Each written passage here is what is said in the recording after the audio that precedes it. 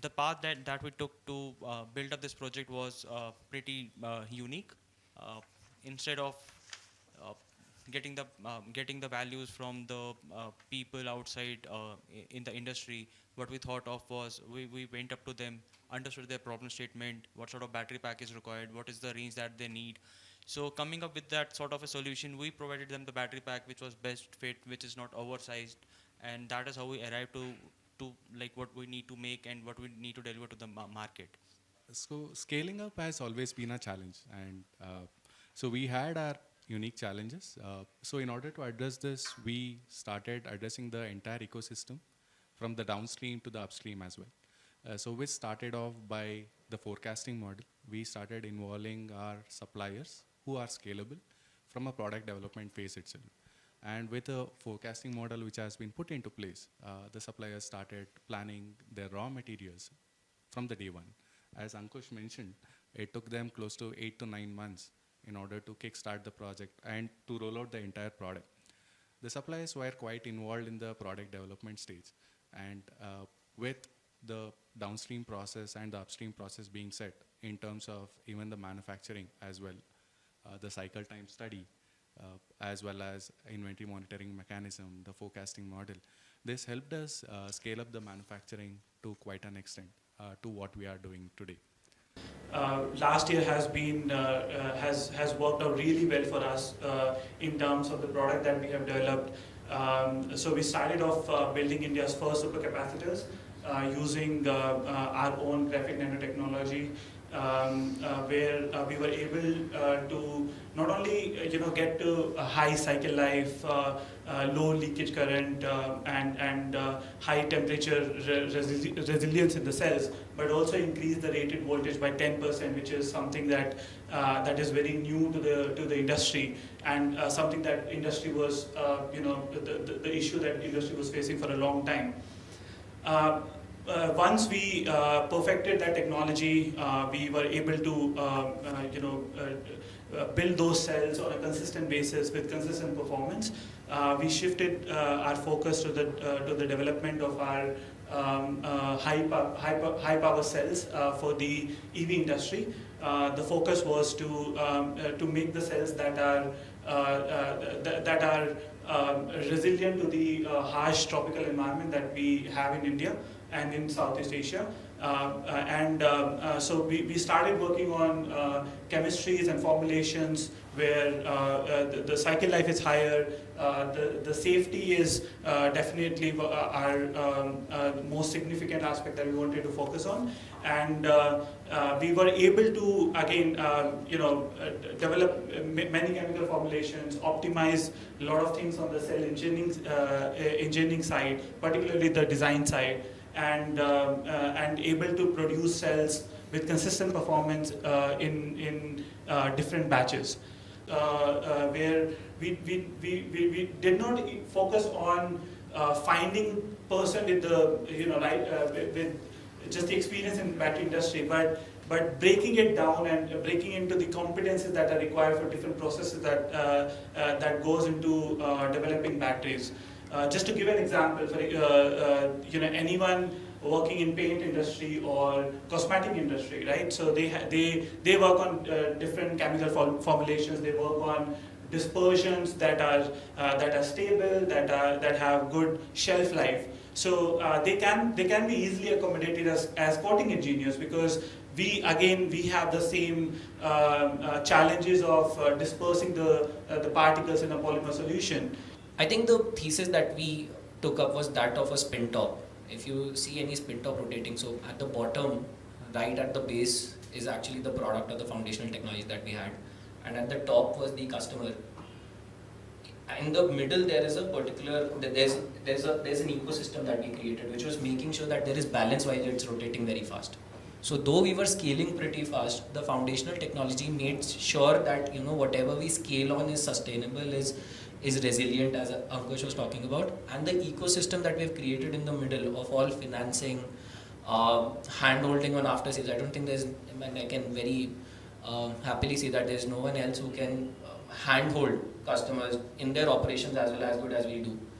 And it's not like that people will argue that because I think we're at a scale, we're not at that scale as the bigger OEMs, that it's easier for us to do. But I think we have kept in processes which make sure that even if we scale 10x to that 100x of this, we still have that agility with us. The team in itself has been good enough to make sure that is there. So I think the whole ecosystem play that we have played in this whole in this market altogether is something that was not something that everyone else was doing, and has gave us good customer adoption, customer love, etc. And I think that's all on which we're doubling down this year. Will, as Ankush was talking about, more platforms coming out, platforms which we first understood what does the market need, what would the logistics sector need more or less, and what actually, how on that foundational technology and the ecosystem that we built, how can we solve it for them? I think so majorly two reasons. The first reason being economics for sure. I usually put economics first and environment second, because to scale for an impact you need returns. I don't feel that without the return an impact can be scaled. You can think of impact, be it environmental, societal, etc., but without any return out of it, it doesn't work out. So the first would be economics. Consider a B2B commercial use case where a vehicle is running for 150 kilometers a day versus a private use case vehicle where the vehicle only runs for 20 to 30 kilometers. The whole essence about EV is that it is 1/10, and seeing how the diesel prices are going up, it will further be cheaper than operationally than an IC engine vehicle. Now that difference can only be realized, or that savings will be more realized in the B2B sector than in the private use case sector. When you're only running for 20, 30 kilometers, how much are you saving on a monthly basis? Whereas on a logistics front, you're saving a lot. The second would be majorly environmental for sure. So now let's look at what does EV bring from a sustainability point of view. That's tailpipe emissions, right? By running your vehicle for 20 kilometers a day, how much tailpipe emission are you actually offsetting versus a truck? So you, in the world, you have very limited resources, be it in terms of intelligent guys like them, or all the material resources you have globally in terms of rare earth metals, etc. that you have. Now you have a time bomb sitting in front of you of when this will tip over and we will go to the irreversible climate change that has to happen. You have very limited time left, and I have very limited resources. I would ideally like to put all those resources on a use case where I know that the emission offset would be much, much more.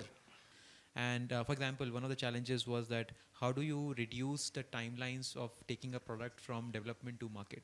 For example, we make batteries, but we don't make vehicles. So how do you make sure that the vehicle OEMs can align with our pace and our ideas of taking a product to market? So what we did was that instead of first working with the OEMs, we first worked with the customers. We took a vehicle, integrated a battery on our own, and then took it to customers, did trials with them, took their feedback, and with the customers went to the OEM and said that, boss, this is what the market is requiring, this is what solution we can provide, and now let's give it to the customers which are already demanding this solution in the market. And that helped us to kind of crunch a lot of timelines and do it responsibly so as well. There's absolutely no barrier to thinking what can be done and what cannot be done. I think we are biased toward action. We are not paralyzed by overthinking. We are going forward, we are brave enough. We understand failures will come on the way, and we don't fear those failures. And I think once you give that kind of a landscape to a brilliant engineer or a scientist or a business development guy or a material scientist, that go ahead, do it, create it.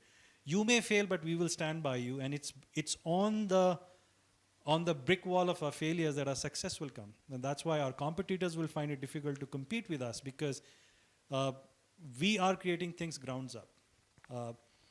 The other thing that is very, very unique, why we were able to grow from 40 to 400, is because we love to fix things. And I think that's the moat of this organization, that when something doesn't work, we know how to come back, fix it, and make it better to bring it out. We are going to work on bigger platforms this year. Most of we will be working mostly, most focus will be on the four-wheeler SUVs as well as on the electric bus segment, where we will be providing them the battery packs. Again, with the fast charging technology, we will enable CCS to charging protocol for them, and the charging time will be below 30 minutes of time.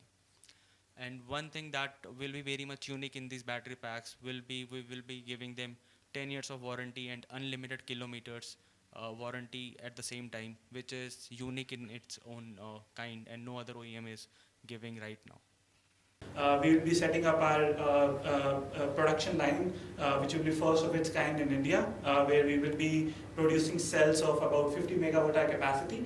The idea is basically the technologies that we have developed so far, we want to produce those cells in masses and use it in for real world application, to put it in EVs for energy storage and see their performance in the market.